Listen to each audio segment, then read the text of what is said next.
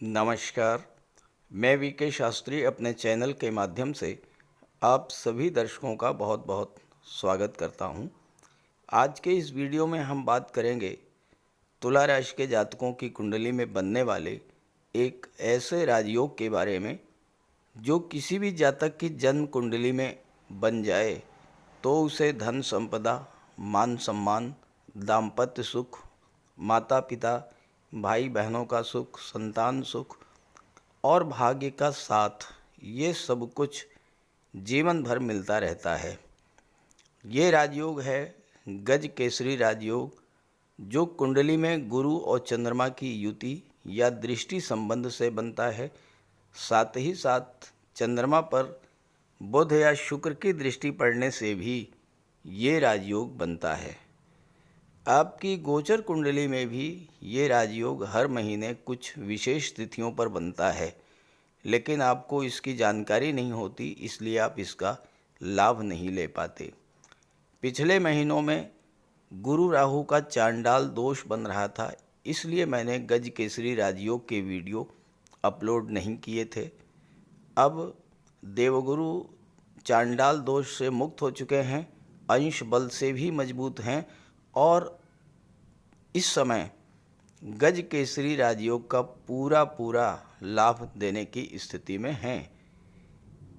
इस राजयोग की सबसे बड़ी विशेषता है कि इस राजयोग के दौरान किसी शुभ कार्य की शुरुआत की जाए, जैसे कोई प्रॉपर्टी खरीदनी है, वाहन खरीदनी है, कोई निवेश करना है, कोई मकान बनवाना है, किसी जॉब के लिए अप्लाई करना है, किसी सरकारी योजना से लाभ के लिए आवेदन करना है, किसी गवर्नमेंट प्रोजेक्ट से जुड़ना है, शादी ब्याह के रिश्ते तय करने हैं, विदेश जाना है, नया व्यापार व्यवसाय शुरू करना है, यात्रा देशाटन पर जाना है, कोई धार्मिक या मांगलिक आयोजन करना है या इस तरह का कोई अन्य शुभ कार्य।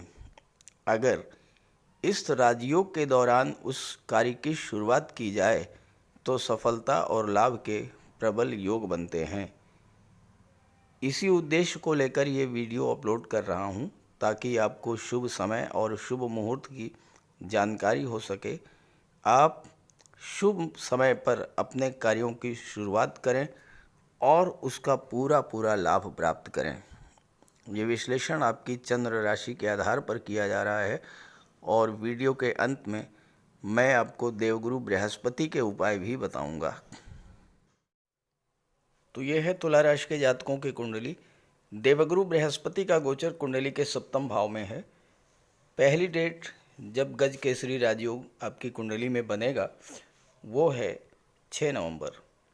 दिन है सोमवार।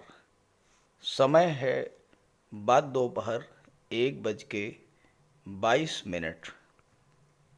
1:22 PM से लेकर के और 8 नवंबर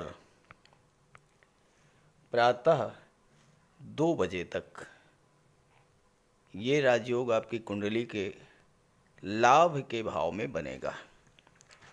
चंद्रमा का गोचर सिंह राशि में होगा। देवगुरु बृहस्पति की दृष्टि चंद्रमा पर पड़ेगी और कुंडली के एकादश भाव में गज केसरी राजयोग बन जाएगा। कुंडली का जो 11वां भाव होता है ये आपकी इनकम और गेंस को शो करता है। आप अपने प्रयासों से, आपको अपने प्रोफेशन से, अपने कार्य से कितने धन की प्राप्ति होगी, ये 11वां भाव दर्शाता है। और इस समय 11वें भाव में गज केसरी राजयोग बन रहा है, तो आप धन प्राप्ति के संबंध में जो भी प्रयास करेंगे उन प्रयासों में आपको सफलता मिलेगी, धन की प्राप्ति होगी। आपके द्वारा किए गए प्रयासों से कितना धन मिलेगा, ये 11वां भाव दर्शाता है। 11वां भाव अगर अच्छी स्थिति में है, मजबूत स्थिति में है, तो एफर्ट्स का आपको पूरा लाभ मिलेगा।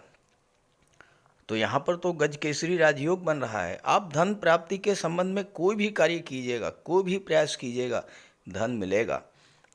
इस समय आपका कोई पैसा डूबा हुआ है, कोई पैसा आपका कहीं फंसा हुआ है, गवर्नमेंट के पास आपका पैसा रुका हुआ है, आप एफर्ट करेंगे, आपको उस धन की प्राप्ति होगी। 11वां भाव आपकी इच्छा पूर्ति को दर्शाता है। आपकी कोई पुरानी इच्छा आप प्रयास करेंगे तो इस समय पूरी होगी। 11वें भाव में गज केसरी राजयोग का बनना हर तरह के लाभ को बढ़ाने वाला होगा। गुरु ज्ञान के कारक होते हैं, धन के कारक होते हैं, संतान के कारक होते हैं, और चंद्रमा है आपका मन। तो इस समय आपका मन शांत भी रहेगा, मन में आपका ज्ञान बुद्धि विवेक जागृत होगा और आप ज़्यादा से ज़्यादा धन प्राप्त करने का प्रयास करेंगे। 11वें भाव में गुरु की दृष्टि का पड़ना आपकी महत्वाकांक्षाओं को बढ़ाने वाला होगा और आप अपने कार्य क्षेत्र से ज़्यादा लाभ अर्जित करने की स्थिति में होंगे। 11वां भाव आपके सोशल नेटवर्क को शो करता है और इस समय आपको अपने सोशल नेटवर्क से अपने भाई बहनों से भी लाभ प्राप्त होगा। अगली डेट और उसका टाइम नोट कीजिए। 11 नवंबर, दिन है शनिवार, समय है बाद दोपहर 1 बजे। 11 नवंबर से लेकर के और 13 नवंबर रात्रि 9:18 तक गज केसरी राजयोग आपकी कुंडली के लग्न भाव में बनेगा। चंद्रमा का गोचर आपके लग्न भाव में होगा, गुरु की दृष्टि चंद्रमा पर पड़ेगी और आपके लग्न भाव में गज केसरी राजयोग बनेगा। लग्न भाव क्या होता है? आपका व्यक्तित्व होता है, आप स्वयं हैं लग्न भाव। अभी तक गुरु के साथ राहु का गोचर था, राहु की दृष्टि भी पड़ रही थी आपके लग्न भाव पर। राहु के कारण आपके अंदर मानसिक तनाव, तरह तरह की चिंताएं, अनजाना भय, डर, भ्रम, डिप्रेशन, इस तरह की स्थितियां बनी हुई थीं। स्वास्थ्य भी आपका खराब हो रहा था। राहु यहाँ से हट चुके हैं और गज केसरी राजयोग आपकी कुंडली के लग्न में बन रहा है। तो इस समय आप अपनी हर तरह की चिंताओं से बाहर आएंगे।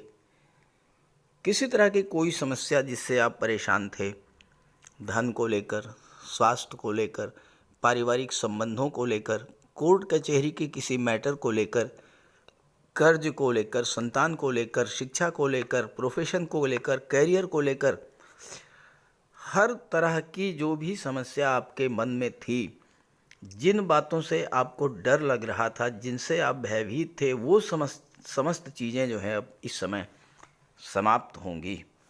11 नवंबर से 13 नवंबर तक का जो समय होगा ये आपके लिए बहुत ही शुभ रहेगा। हर तरह की चिंता मन की दूर होगी। चंद्रमा की दृष्टि सप्तम भाव पर पड़ेगी। चंद्रमा अत्यंत शुभ और शीतल ग्रह हैं, तो आपके दाम्पत्य जीवन में मधुरता लाने वाला होगा ये समय। किसी तरह का कोई तनाव था, आप बैठकर शांति से उस पर विचार करेंगे तो वो समाप्त होगा तनाव। विवाह के रिश्ते फाइनलाइज करने का, वैवाहिक बंधन में बंधने का अत्यंत शुभ मुहूर्त होगा 11 से 13 नवंबर। पार्टनरशिप में कोई व्यापार शुरू करना चाहते हैं उसके लिए भी समय अच्छा रहेगा और आप अपनी डेली इनकम को बढ़ाने के लिए जो भी प्रयास करेंगे उसमें आपको सफलता मिलेगी। अगली डेट है 15 नवंबर। 15 नवंबर दिन है बुधवार, शुक्ल पक्ष द्वितीया की तिथि होगी। प्रातः 3 बजे से ये राजयोग बनेगा 3 AM और 15 से लेकर के 18 नवंबर 7 बजे तक 7 AM तक, यानी पूरे 3 दिन 15, 16 और 17, 18 की प्रातः 7 बजे तक चंद्रमा का गोचर धनु राशि में होगा। चंद्रमा कुंडली के तीसरे भाव में गोचर करेंगे। गुरु की दृष्टि चंद्रमा पर पड़ेगी और तीसरे भाव में गज केसरी राजयोग बनेगा। तीसरा भाव जो होता है ये पराक्रम पुरुषार्थ का होता है, टूर एंड ट्रेवल्स का होता है, ऑनलाइन एक्टिविटीज़ का होता है, मार्केटिंग का होता है, भाई बहनों का होता है, संचार माध्यमों का होता है। तीसरे भाव में गज केसरी राजयोग बनने पर आप नए उत्साह के साथ अपने कार्यों की शुरुआत करेंगे। 30 अक्टूबर तक क्या स्थिति थी? गुरु के साथ राहु भी बैठे थे, राहु की दृष्टि पड़ रही थी। राहु की दृष्टि पड़ने के साथ आपके मन में एक निराशा की भावना डेवलप कर गई थी, आपके मन में एक डर बैठ गया था, आप कोई काम शुरू ही नहीं कर पा रहे थे। लेकिन अब राहु हट चुके हैं, गज केसरी राजयोग बन रहा है। 15 से 18 नवंबर के बीच आप जिस भी कार्य को शुरू करेंगे वो कार्य आपका पूरा होगा। चूंकि चंद्रमा की दृष्टि भाग्य के भाव पर पड़ेगी तो भाग्य भी आपका साथ देगा। राहु भ्रम पैदा करते हैं, राहु की दृष्टि पड़ने से आपके मन में अब कौन सा कार्य शुरू करें, कौन सा कार्य करना चाहिए आपको, इस बात को लेकर जो भ्रम बना हुआ था वो भ्रम समाप्त होगा और आप ये तय कर पाएंगे कि आपको कौन सा काम करना है, किस क्षेत्र में आपको सफलता मिलेगी। राहु के कारण भाई बहनों से संबंधों में जो कड़वाहट आ गई थी, संबंधों में सुधार आएगा और उनका सहयोग भी आपको मिलेगा। तीसरा भाव ऑनलाइन बिजनेस, ऑनलाइन प्लेटफॉर्म का होता है और इस समय आप ऑनलाइन बिजनेस, ऑनलाइन प्लेटफॉर्म या सोशल मीडिया से जुड़ करके कोई काम शुरू कर सकते हैं। टूर एंड ट्रैवल या मार्केटिंग के क्षेत्र में आप अपने लिए नए अवसर तलाश करेंगे और सबसे बड़ी बात यह है कि इस समय आपके मन में नए नए आइडियाज़ आएंगे, कोई नई शुरुआत आप कर सकते हैं और भाग्य भाव पर चंद्रमा की दृष्टि पड़ेगी तो भाग्य भी आपका साथ देगा। आपको अपने पिता और गुरु से मार्गदर्शन प्राप्त होगा, आशीर्वाद प्राप्त होगा और उसको गुरु के आशीर्वाद से आप जीवन में आगे बढ़ेंगे। 15 से 18 के बीच में आप कहीं पर तीर्थ यात्रा या देवदर्शन के लिए भी अगर आपकी जाने की इच्छा थी तो वो इच्छा भी पूरी होगी और उच्च शिक्षा के लिए अगर विदेश जाना चाहते थे तो विदेश जाने की इच्छा भी आपकी पूरी हो सकती है। 24 नवंबर को अंतिम बार ये राजयोग आपकी कुंडली में बनेगा। 24 नवंबर शुक्रवार का दिन है और शुक्ल पक्ष की द्वादशी की तिथि है। समय है इसका बाद दोपहर 4 बजे 4 PM। 24 नवंबर 4 PM से लेकर के और 26 नवंबर रात्रि 7:56 तक ये राजयोग आपकी कुंडली में बनेगा। चंद्रमा का गोचर मेष राशि में होगा। चंद्रमा सप्तम भाव में गुरु के साथ युति बनाकर बैठेंगे और यहाँ पर गज केसरी राजयोग सप्तम भाव में बनेगा। सप्तम भाव जो है ये आपके वैवाहिक जीवन को शो करता है, साझेदारी को शो करता है। सप्तम भाव आपकी सोशल इमेज को, लीगल कॉन्ट्रैक्ट्स को, व्यापारिक अनुबंध को शो करता है। सप्तम भाव रिलेशनशिप्स को शो करता है। आपकी डेली इनकम और व्यापार को भी सप्तम भाव शो करता है। इस समय गज केसरी राजयोग बनने पर अगर आप विवाह के इच्छुक हैं तो उत्तम कोटि के विवाह का रिश्ता आपको मिल सकता है या उत्तम जीवन साथी प्राप्त करने का योग बनेगा। विवाह के लिए भी अत्यंत शुभ समय रहेगा। वैवाहिक रिश्ते तय करने के लिए भी बहुत शुभ योग रहेगा 24 से 26 नवंबर के बीच में। यहाँ पर राहु भी थे और गुरु और राहु के कारण आपके परिवार के बीच में जो भ्रम की स्थिति, गलतफहमी की स्थिति बनी थी या पार्टनरशिप के व्यापार व्यवसाय में अपने बिजनेस पार्टनर के साथ किसी तरह का तनाव था, कोई गलतफहमी थी, वो भी समाप्त होगी। रिश्तों में मधुरता आएगी, चाहे वो वैवाहिक जीवन हो चाहे वो व्यापारिक संबंध हो। राहु के कारण आपकी सोच में जो नेगेटिविटी थी वो भी समाप्त होगी। और जीवन में सकारात्मक सोच के साथ आप आगे बढ़ेंगे। गुरु और चंद्रमा का योग आपकी डेली इनकम को बढ़ाने वाला होगा और व्यावसायिक सफलता, खास करके पार्टनरशिप में व्यापार के लिए समय अत्यंत अनुकूल रहेगा। आपकी सोशल इमेज भी इस समय इम्प्रूव करेगी।